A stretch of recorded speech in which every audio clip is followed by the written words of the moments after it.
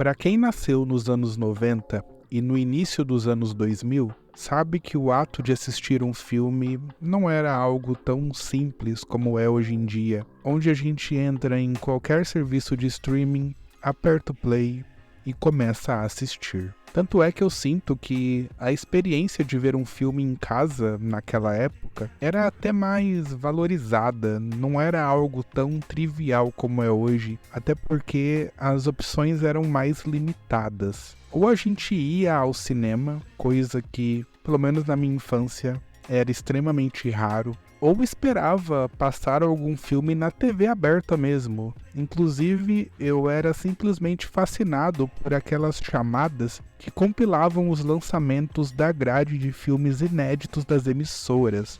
Era muito legal essa época do ano em que criavam esse hype para os filmes que passariam, sei lá, em 2004 na Globo, sabe? E eu cansei de ficar acordado até tarde nas segundas de tela quente, nas terças de cine espetacular, nas sextas de tela de sucessos, ou mesmo nas tardes de sessão da tarde, no cinema em casa, na matinê cultura. Outra opção era a de alugar fitas VHS, e aí também tinha todo aquele ritual de colocar a fita, ajustar as cores do televisor, acompanhar os trailers, morrer de vontade de viajar para uma excursão para Disney e, no final de tudo, rebobinar o VHS e devolver para a locadora. E bom, a tecnologia avançou, as mídias mudaram e em determinado momento houve uma transição natural do VHS para o DVD. O DVD, por si só,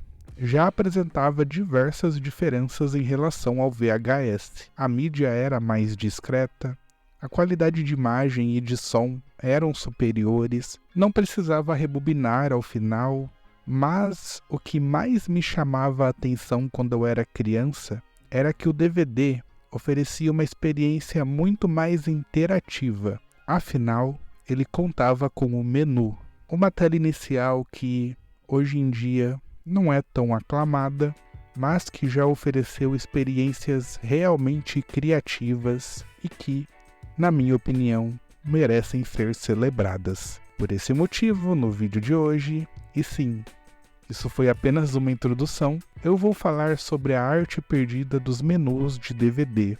Garanto que vai ser uma viagem bem nostálgica, que vai destravar algumas memórias que estavam bem escondidas na sua cabeça. E sem mais delongas, bora pro tema. Menus de DVD sempre chamaram a minha atenção, mas é interessante lembrar que existiam vários níveis de menus. Alguns eram mais genéricos, com uma imagem mais estática, mais conservadora, digamos assim, e com pouquíssimas opções de interação.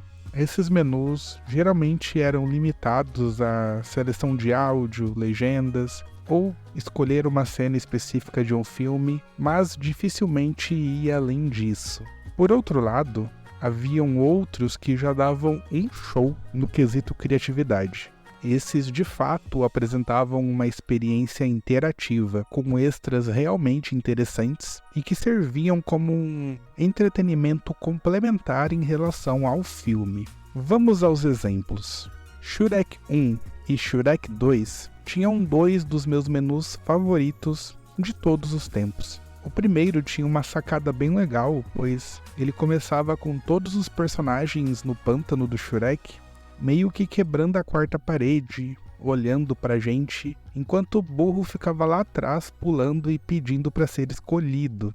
E era legal porque todas as sessões eram estilizadas. Tipo, a seleção de cenas que era esculpida na madeira. Então você notava um trabalho muito mais refinado e cuidadoso, que era uma das marcas da DreamWorks, para ser sincero. Já no 2, mostrava essa tela verde com todos os personagens principais se irritando com um burro que não para de falar por um segundo. Fique quieto! Shrek 2, a Sociedade dos Poetas Burros. Shrek 2, a lista do burro. Eu quero. Não.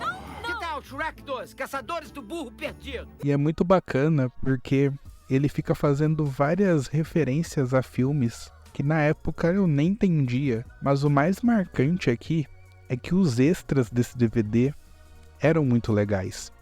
Eu me lembro muito bem que um deles era uma espécie de American Idol em Tão Distante, que contava até com uma versão animada do Simon Cowell. Esse cara gosta de ganhar versões animadas, pois naquele último filme do Scooby-Doo, em animação, ele também aparece. E, para quem não conhece, ele é um famoso produtor e jurado de diversos reality shows musicais.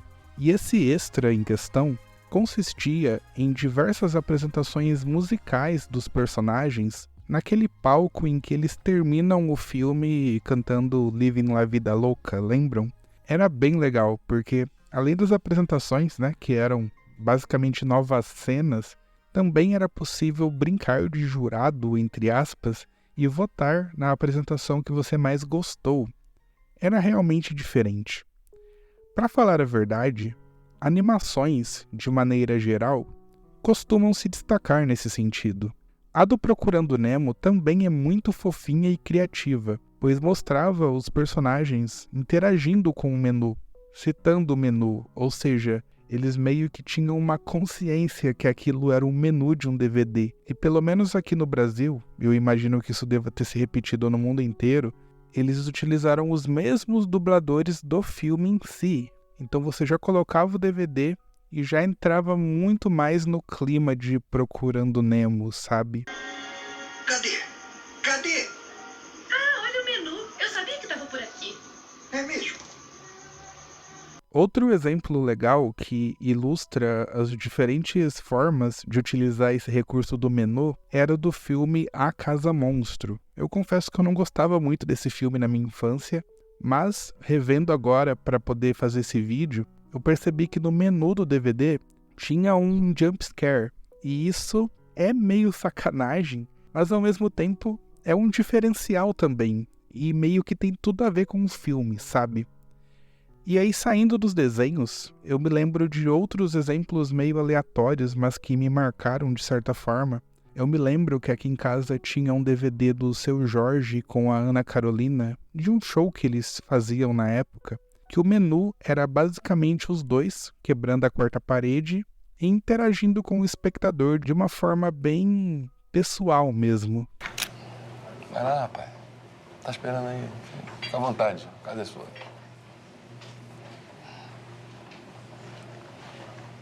Vale dizer também que às vezes a distribuidora pirava e tinha uma liberdade criativa tamanha que alguns menus eram visualmente muito bem estilizados. Um exemplo é um menu daquele filme Prenda-me se for capaz, do Spielberg, que era uma animação bem interessante, assim, com uma pegada bem única, e eu lembro que me chamou muito a atenção na época. Ou até no caso da trilogia de O Poderoso Chefão, que trazia imagens estáticas, mas elas claramente não foram escolhidas de maneira aleatória ou preguiçosa. São menus muito elegantes e que trazem alguns easter eggs, tipo nesse primeiro filme, onde a logo tá cobrindo ali os pés do cadáver de um dos personagens do filme. Essa cena, para quem viu, é bem icônica, mas ao mesmo tempo essa solução de colocar em um ângulo que não mostra exatamente o que aconteceu é muito interessante, pois para quem não viu, o spoiler acaba passando despercebido e para quem já viu, acaba sendo uma sacada muito sofisticada, digamos assim. E eu tô me referindo apenas ao Poderoso Chefão Parte 1, mas o box vinha com os 3 filmes e os 3 menus respectivos tinham a mesma pegada. Todos eles eram estáticos, mas tinham algo a dizer.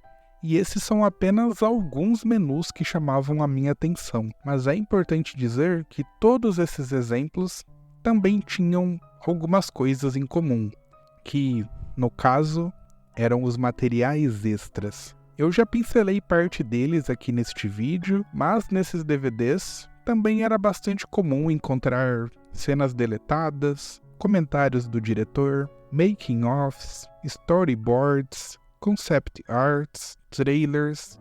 Era uma quantidade bem grande de conteúdo que, em um mundo onde o acesso à internet era mais limitado, acabava sendo bem relevante. pois trazia informações interessantes sobre a produção e tudo o que envolvia essas obras. Nessa época, contar com uma edição especial de DVD era quase que um status, era algo que agregava valor. Eu me lembro de uma coleção de O Senhor dos Anéis que eu tinha. Pra ser bem sincero, a maior parte dos meus DVDs eram piratas mesmo. Mas, enfim, eu tinha uma exceção que era esse box de O Senhor dos Anéis, e nem era a versão estendida nem nada, era a versão de cinema mesmo, mas era a trilogia. E dentro desse box, cada filme vinha com 2 DVDs, então na caixa vinha 6 discos ao todo, e desses 6 discos, 3 eram dedicados apenas para extras. E eu me lembro muito bem que, assistindo a esses discos extras, eu acabava aprendendo muita coisa em relação a como funcionava a produção de um filme. Lembro que foi nessa coleção que eu vi pela primeira vez um processo que mostrava a criação de efeitos especiais, por exemplo.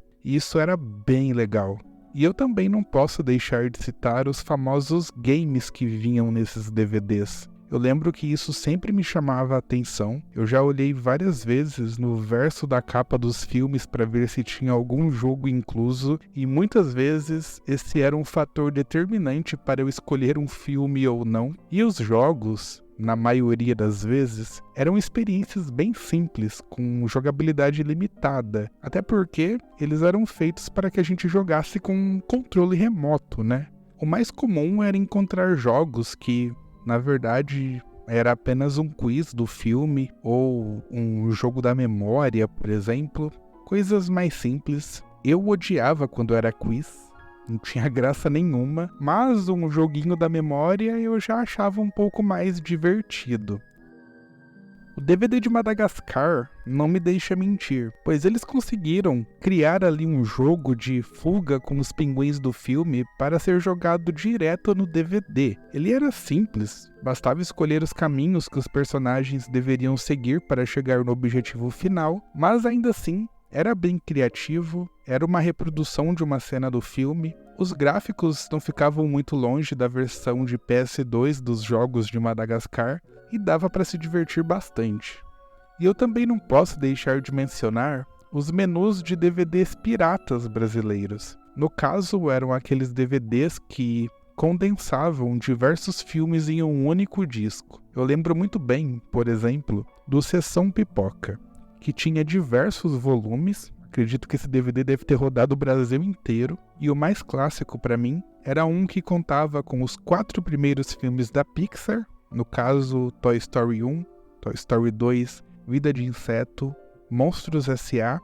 e o Lilo e Stitch. Eles colocaram o Lilo e Stitch ali como o 5º filme. Na época eu não entendi o porquê disso, pois ele destoa dos outros, né? Mas hoje em dia, raciocinando aqui, eu acredito que é porque o DVD não tinha espaço suficiente. Então eles colocaram o Lilo e Stitch, que é mais curtinho, para não ocupar tanto espaço. E o melhor desse DVD é que você colocava ele no aparelho e já começava a rolar um cassinão de fundo.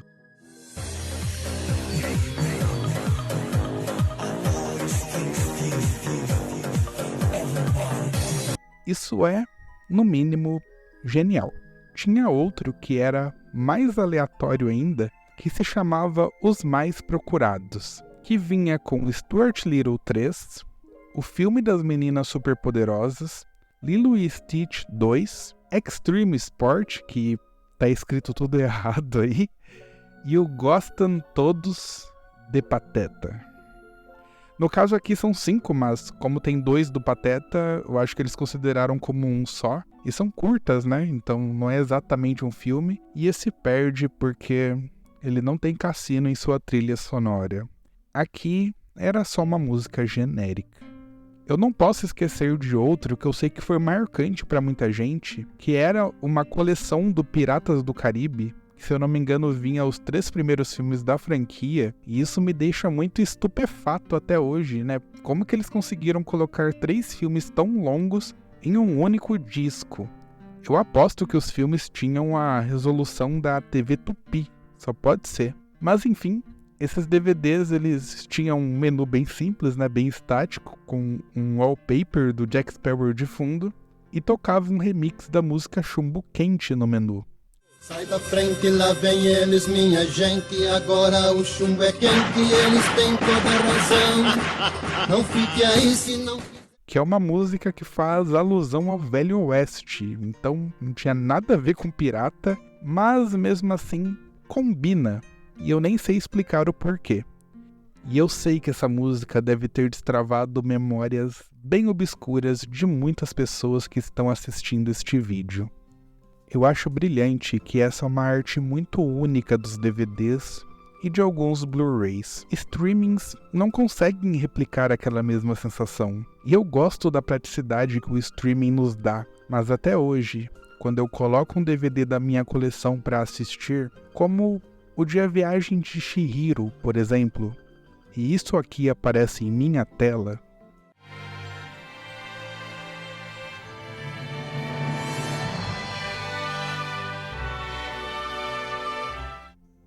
eu tenho uma sensação tão única que, sinceramente, chega a ser inexplicável. Sei que o DVD está caminhando para se tornar uma mídia obsoleta para os padrões atuais de consumo. Isso se já não se tornou, mas eu, particularmente, ainda gosto de manter minha coleção ativa, adquirir títulos novos, e eu sinto que na época em que o DVD estava no auge, as produções em si eram tratadas com um carinho que eu tenho a sensação de que era bem maior do que é hoje em dia, onde tudo é muito cíclico, tudo é muito rápido e existe muita oferta ao mesmo tempo. E com essa realidade onde o DVD já não tem mais relevância para o mercado, me veio em mente que os menus de DVD estão aos poucos sendo esquecidos e esfarelados das nossas memórias, pois eles simplesmente não fazem mais parte do nosso dia a dia. Sei lá, não me parece muito justo deixar que uma arte tão interessante, envolvida por tanta criatividade, simplesmente desapareça do imaginário popular. E foi por isso que eu decidi registrar este conteúdo aqui no meu canal, pois assim eu tenho certeza que, pelo menos em um cantinho remoto aqui do YouTube, essa memória sempre estará preservada.